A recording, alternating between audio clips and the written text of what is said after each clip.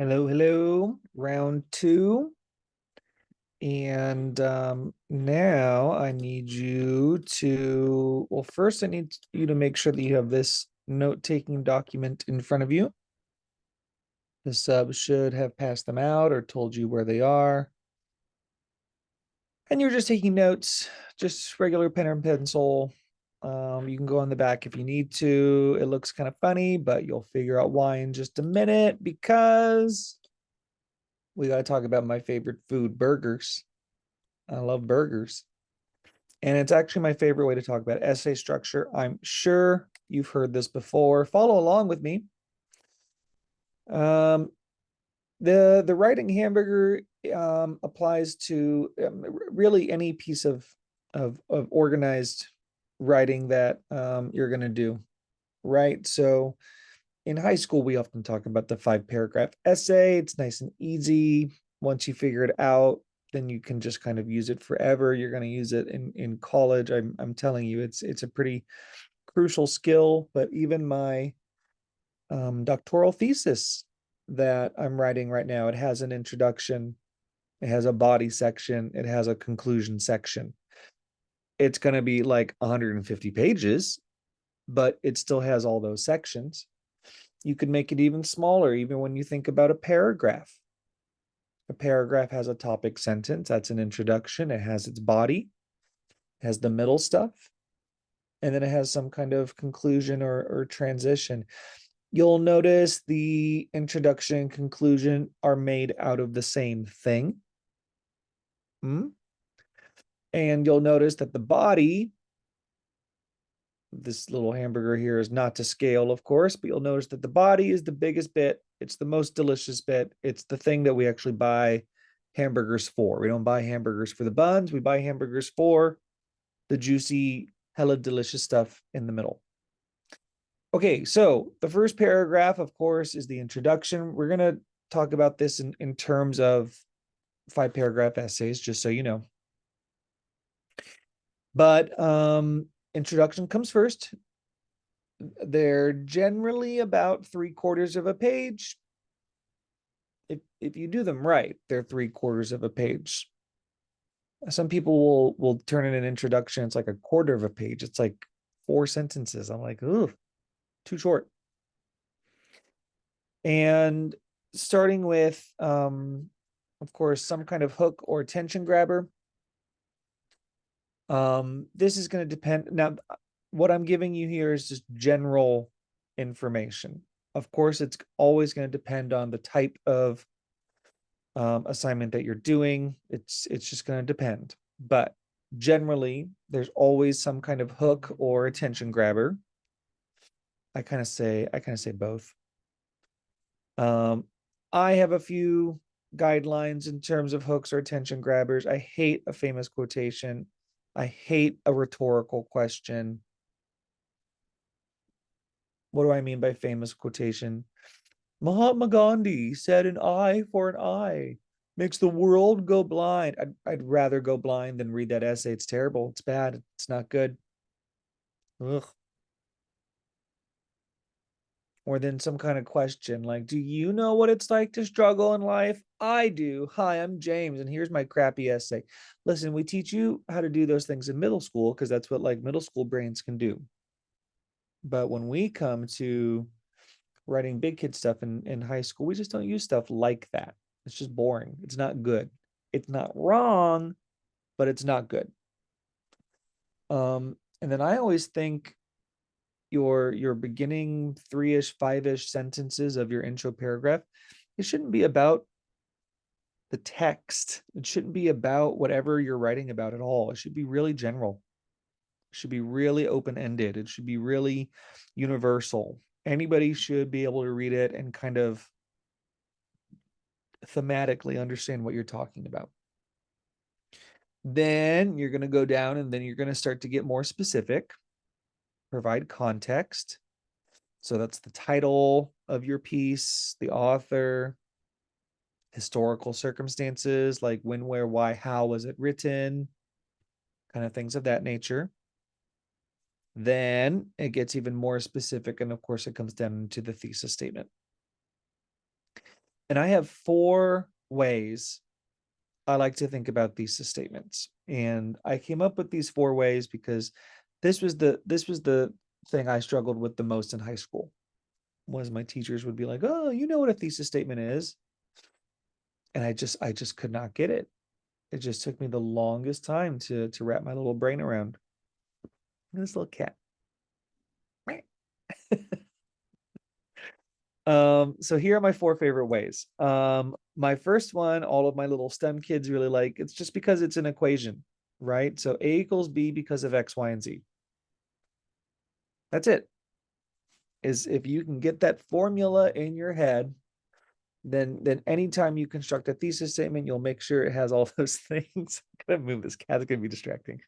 You'll make sure it has those elements, and then it's a complete thesis statement. The A equals B is your claim. This thing is true.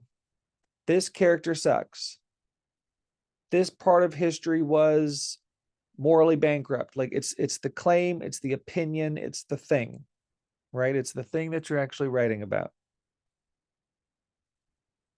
But you're proving that through what we call your anchor statements. So claim, anchor statements. Claim is the opinion, claim is the thing that you're proving. How are you proving it? With your anchor statements. So this thing is true because of these pieces of evidence, because of these 3 things that I'm going to talk about in this essay. Sometimes it's 3, sometimes it's 2. Again, it's always going to depend on the exact piece of the assignment that you're doing. You saw in my example from the assignment I talked about earlier, you can change the order because of X, Y, and Z. This thing is true, or I think this thing. Okay, so claim, anchor statements, equation. Love it. Now, how else can you think about making these claims and supporting them? Is you can think of yourself as a lawyer in a courtroom. And so when a lawyer comes into a courtroom, she doesn't just walk in and say, "Your Honor, jury, my client's innocent. Good night." Right? She makes her claim. Her client is innocent. But then what does she have to provide? She has to provide evidence. Right? And so that's what I'm asking you to do with the XYZ, with the evidence, with the body paragraphs, is provide your evidence. In literature class, of course, we're usually talking about books or some other resource like our website, like whatever. History class, it might be primary documents. Science, when you write essays in science, which you will, I promise, write essays in science, you're going to have to provide your scientific research.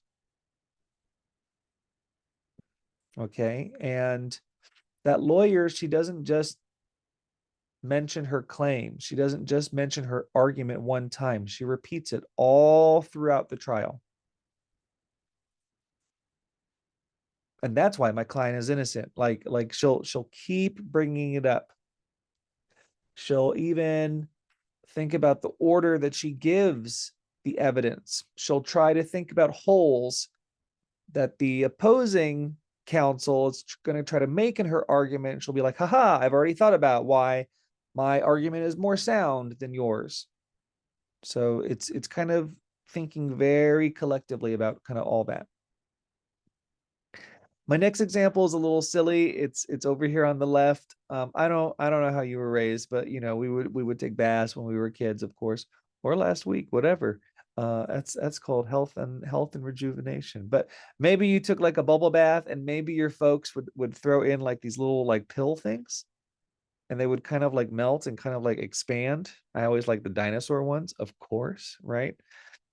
My point being that super condensed sponge, that's your thesis. Your thesis is very dense, right? It's the most condensed version of what your whole essay is going to be. Because when I read this thesis statement, remember, we're still talking about the introductory paragraph.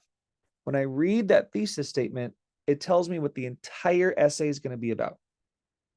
It even tells me very briefly what evidence you're going to use to support that claim. So more than anything, the thesis statement is an organizational statement. I make it in my thesis statement to give me, the writer, and me, the reader, an idea of where your essay is going to go. Writing gets super messy when we just like write something and we don't think about it and we just write. And that is a stage of the process, but it's not organized. And so you end up talking about one thing in the introduction, and then your conclusion somehow is about something else entirely. That's because you don't have a strong thesis statement. And then my last example of a thesis statement is a TLDR. If you don't speak Silicon Valley fluently, that means too long, didn't read. Sometimes these people will post these big rants online. What do you all use? You all use Discord or Reddit or something like that. Rant.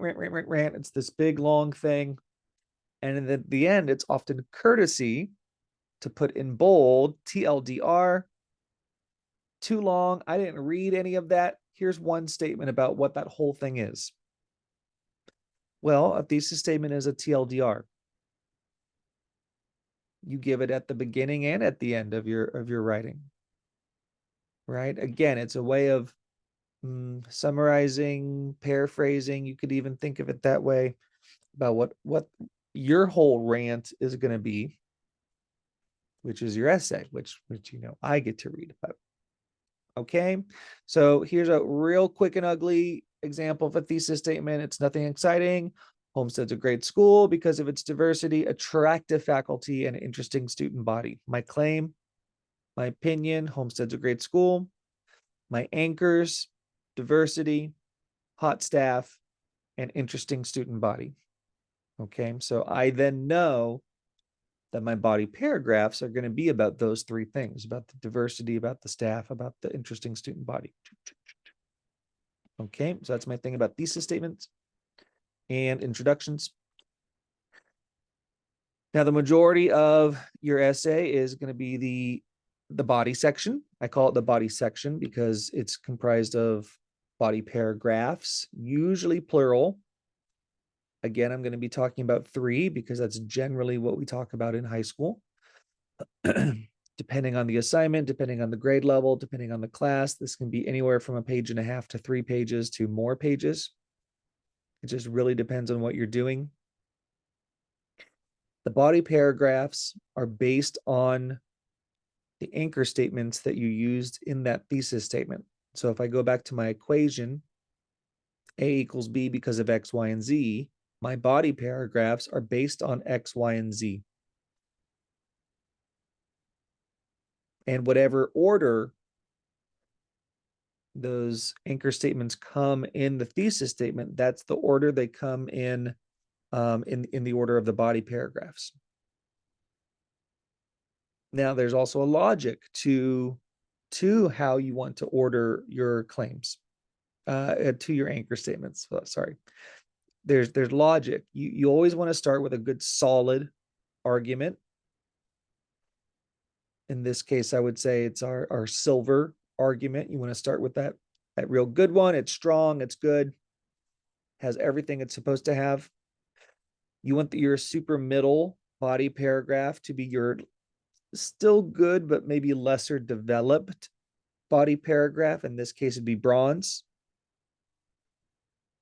And then, of course, you want your final paragraph, the last argument you're going to make to the courtroom, to be absolutely amazing. It's you understand it the most, you have the most evidence for it, it's the best thought out. That's your fire argument, that's your gold argument. Okay, so you do want to think about it that way. Over here on the right, this is what an outline for a singular body paragraph looks like. You would do this 3 times. Again, if we're talking about kind of a fictional 5-paragraph essay. So all of these body paragraphs are going to have this material here. So you're going to have a topic sentence, of course, using language related to that anchor statement. So if I'm writing a body paragraph on how Homestead has such attractive faculty, then that topic sentence needs to say something like, and another reason Homestead's so great is because our staff is hella hot. Like that's what you need to have. That tells me what that whole body paragraph is going to be about, of course. Now, there may be some context, there may be some summary. If we're talking about literature, maybe I'm going to bring this to a point in Born a Crime when Trevor meets his dad for the first time. You just want to like kind of locate where we are, right? Before you go and introduce your evidence. POE means piece of evidence. You'll notice it says embedded there. We're going to super practice with this a little bit later in the year, just because this isn't a literature piece of writing that we're doing for our current project, but certainly later in the year, we're going to get into making sure that we embed our evidence. We use what are called lead-ins, such as when Trevor says, comma, and then you give the quotation. That's all you have to do. Easy, easy, easy. But you're going to embed your piece of evidence. And then, of course, we care the most about the analysis. And then it just kind of depends on your thesis statement, what you're trying to do.